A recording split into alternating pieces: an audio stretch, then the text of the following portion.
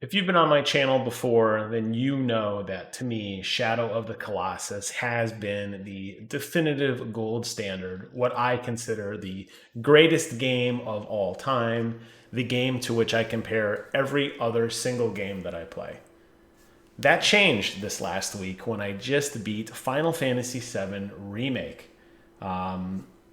It's an amazing game, and it's not to take away from Shadow of the Colossus at all. And honestly, I think when you get to the point of these exceptional games that leave an emotional and leave a lasting impression with you, it's hard to start ranking who's better than others. But up until last week, if you had asked me, Jim, what is your favorite game? I would have instantly replied with Shadow of the Colossus. Now I would reply with Final Fantasy VII Remake. You're probably asking yourself, why does this game rate higher than Shadow of the Colossus for you? I'm not going to compare the two. That is an impossible task. But what I am going to tell you is why I loved Final Fantasy VII Remake just so very much. When you think about what makes a good game, there's a couple categories that I think we can all traditionally agree that are the kind of guiding factors in what makes a good game. You have graphics, you have gameplay, you have a soundtrack, you have a story, and then you have that lasting impact, that feeling that you get afterwards. You fondly look back on those particular moments or particular scenes that really hit you right in the feels. And to me, Final Fantasy VII Remake hit all of those in spades. And I am still, to this day, and it's only been a week since I've played it, blown away and still find myself going on YouTube and looking at other people's reviews of the game and listening to other people's reactions and starting to actually replay the game again, which is something I can honestly say I haven't done with any game in an incredibly long time, that I actually beat it and then turn around and start it over immediately again because I loved it so much. I'm not going to go point by point on everything, but I think it's safe to say that Final Fantasy VII does have an incredible aesthetic to it. They have taken in something that was so majestic as this crazy city of Midgar, and they have found a way to radically change it and expand on it in such a impactful, meaningful way that gives the city so much more life and vibrancy and sense of purpose than we saw in the original.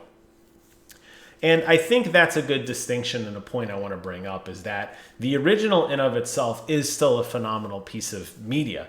And I think it's a game that many of us will look back on fondly. And I think many of us who have played it probably would rank it in their probably top 5 or 10 favorite games ever, just because of the tone of the game and just because of how different it was at the time it came out. In a world when we had kiddie games, you had a very mature game that dealt with a lot of issues, terrorism and violence and death of major characters. And it was something that, and a lot of cussing too, something we're not used to seeing in a game. It was very mature for its time.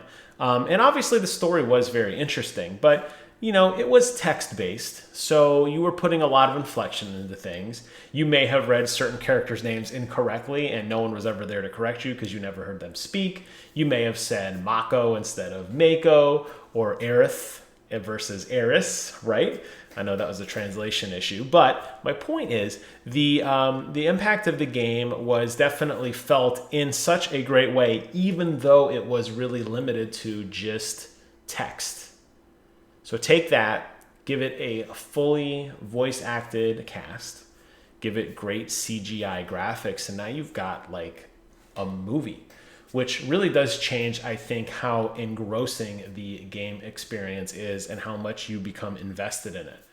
They took a vertical slice of Final Fantasy VII, the opening Midgar sequence, which by most people's accounts should last 4 to 5 hours. And they made it a 30-plus hour experience. And it wasn't added with filler. It was things that still had sense of purpose. It gave other characters who maybe weren't so important to the story, they got a story, they got a voice. Side quests were meaningful. Combat was fun. And I'll get to that in just a minute. But they really just fleshed out the world in such a great way. That's what I think makes this remake so interesting, was that they didn't just do a shot-for-shot representation, but they went back and they thought, like, what was the purpose of this scene? What was the sense of meaning of this scene? And they injected upon it. And I love that for this. And I really do appreciate what Square Enix has done to take that and expand upon it. In terms of the gameplay, the combat is unlike anything I've ever played. It is a really fun hybrid between that old turn-based system plus your more action-y type God of War, Devil May Cry, hack and slash type games. And the way that they allow you to switch between your party members very quickly, the way that everything slows down, I think builds into that aesthetic narrative of time basically coming to a complete standstill when characters' voices or voice lines are happening. They kind of trail and echo off. Everything just seems to slow down to allow you to kind of put together some good tactical moves in combination with your rolling and slashing and guarding and blocking and all that crazy stuff that goes in between to build up those meters for those big impactful moments. Every character plays radically different from each other, which is great. And I think you will definitely re-fall in love with all of the characters and all of their abilities again because they all play so differently. The common theme there, of course, is the materia system and how magic works, where each character can be as tanky or as offensive as you want. Depending on your particular playstyle, you may have one character who becomes a designated healer, or everybody's just kind of all well-rounded. Another interesting thing is that your party does change, especially towards the latter half of the game, which was fun because it doesn't make you put all your eggs in the Cloud basket, essentially. There are many times in the game when Cloud is not present at all, and you're stuck, I say stuck like it's a bad thing, with Tifa and Aerith, and they're kind of on their own, or Barrett's doing something on his own for a while. And it changes how you have to look at the game, and I think it kind of rewards you almost for building a diverse party of abilities so that when the time comes for them to shine, they can. I like that a lot. I did a separate video on the soundtrack, and I will just reiterate here to say that the soundtrack is so incredibly detailed and deep. There's over, I think, 150 songs in the official soundtrack. The way that they do the adaptive music means that multiple layers of the song are playing over each other. So seamlessly entering and exiting combat will raise up the tempo of a song and then lower it back down. If you're not familiar with this, if you've played a game, the Rock Band game, you know what I'm talking about, where as you start to build up the music, the tone and the beat are always there, but it flares up in intensity and then it drops back down. And this happens throughout the entire game. And not just to mention the fact that the adaptive music system works so well, I think what makes it so interesting is the music's so catchy, even before it becomes really flared up and built up. There's a lot of songs in there that are just great on their own, and then they go to a whole new level with lots of sound effects and lots of dialogue, and just when you put it in kind of tandem with what's happening either in combat or in some of the moment-to-moment gameplay, it really does sell a very eventful thing. I think the remastering and the sound effect work that went into this is absolutely incredible. There is a accompanying nationwide tour, at least here in the United States, of the Final Fantasy VII Orchestra, where they're going to replay cuts of this. I can't wait to see that. I think it really amplifies just how meaningful the music is to them, that they're willing to go out and do a totally separate thing, unrelated to the game, just on the music on its own. The part that really sticks with me the most, though, through all of this has got to be the story. There will be spoilers in this video. I assume you probably know that, but if not, this would be a time to turn off if you haven't played. The fact that the story takes the base Final Fantasy VII experience and doesn't do a shot-for-shot recreation was already interesting to me, because I already have fond memories, and I think like many of you, when they show a remake, to me, that's what it looks like in my mind's eye. Nostalgia, the rose-colored glasses, call it what you will. But when you see an old CGI trailer and it looks bad, it's like, I don't remember it looking that bad, because I remember it being lifelike and detailed, because that's how you start to memorialize and honor things that are important to you. So the fact that they didn't just take scene for scene and decide to up-res it or to modernize it with new graphical engines, I think is a big accomplishment in of itself.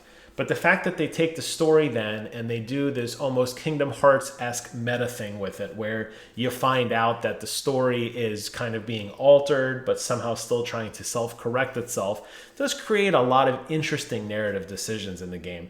And now that the game ends, and we are waiting patiently for the remake part 2, or whatever they decide to call the next iteration of Cloud's adventure post-Midgar, there's definitely a lot of uncertainty. Events are unfolding in a way that they shouldn't have happened before.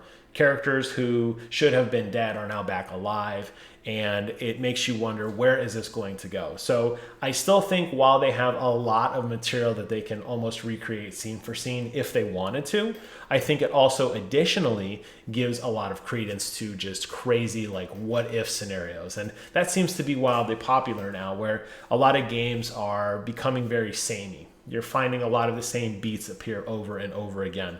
And I feel like Final Fantasy VII has this great opportunity to be a game that everybody knows most of the story about, but finding a way to make it interesting and fresh for a modern audience, while simultaneously catering to old timers like me who remember playing the game 20 years ago. They got to find a good balance between the two. And I think they've done that. And I'm really curious to see, as the game continues to evolve and unfold, where the story is going to take the characters. And are we going to see situations that we did not see before? Are new characters going to be introduced? Are they not? That's all rumor and speculation. We don't know. But what I think this game does do is it opens up your mind to that. And I have to give that a strong impact for me. I know the last few scenes, I was crying. I was in shock. I was tearing up. I didn't know what was happening. It was very impactful. Like I said, at this point, you've gone on this long journey with these characters. The music's flaring up. It's bright. It's violent, vibrant. You're fighting against shades of the future self. You don't know what's happening. The graphics are insane. You're fighting this insane boss battle with Sephiroth, who's this huge villain who shouldn't even be in the game right now. It's all just coming together in this beautiful, beautiful send-off. And then they have this original song, Hollow, which kind of cliff notes, or the cliff note kind of like caps the end of this insane adventure. And then you get this crazy twist that characters who should have been dead are somehow still alive in some else world or what if situation. All in all, just a phenomenal experience. It just left me I really had to ponder it. And I wanted to do a video right after I beat it. It was late.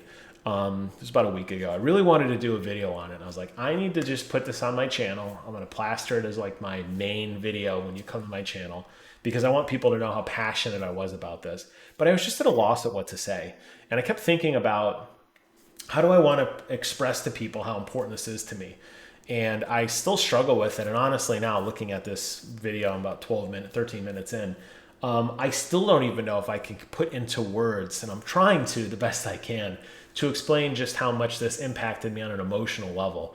Very much in a way that Shadow of the Colossus did. That ending was very, very unexpected as well. And not even just the ending, but I feel like the whole journey here. The emphasis, just little things that stand out to me. The emphasis on the Avalanche group in this game being actually recognized as terrorists in a way that they weren't really recognized as terrorists before. That was a very impactful moment to me. I knew they were. We knew they were bad people in a sense. They were doing things that were hurting others. It was interesting to see the characters themselves work through that, because you really didn't see that in the first game. Obviously, Biggs, Wedge, and Jesse, each getting their own full kind of story arcs, really starting to understand more of who those ancillary characters are, understanding how our local sector of Avalanche feeds into the larger Avalanche, I thought was very interesting. There was lots of exposition added there. We got to see a much different look at Don Corneo and kind of his control on Wall Street and Wall Market, and just how bad of a place and how shady and seedy and dark that was. Really kind of seeing how people struggle to survive in a weird way. We saw a lot more impact on the decisions that were made by Shinra, particularly impacting the environment. A lot more discussion from Red 13 that we saw, and the list goes on and on and on. If I just sit and think about it, I'll probably think of 100 more things that I was like, that was really cool that they took the time to expand on that, because not that they didn't have to, but it was a passion project. And I think when you give passionate people something, they're going to make a product like this. So very, very impressed with what Square Enix has been able to do so far, but even more optimistic and excited knowing that the story is far from over. And people like me who've played the original game dozens of times, who really know what's supposed to happen next, are now just as lost as everyone else. That you have this cool parallel going on from the old crowd and the new crowd playing together, enjoying things together for different reasons is very, very fascinating too. So well done to Square Enix. Final Fantasy VII Remake definitely right now is the best game. I cannot wait to see what happens with this franchise in the future. And as much as I love Shadow of the Colossus, I am proudly declaring Final Fantasy VII Remake is my favorite game of all time. Thank you guys so much for watching. Take care of yourselves, and until next time, I will see you guys on the other side.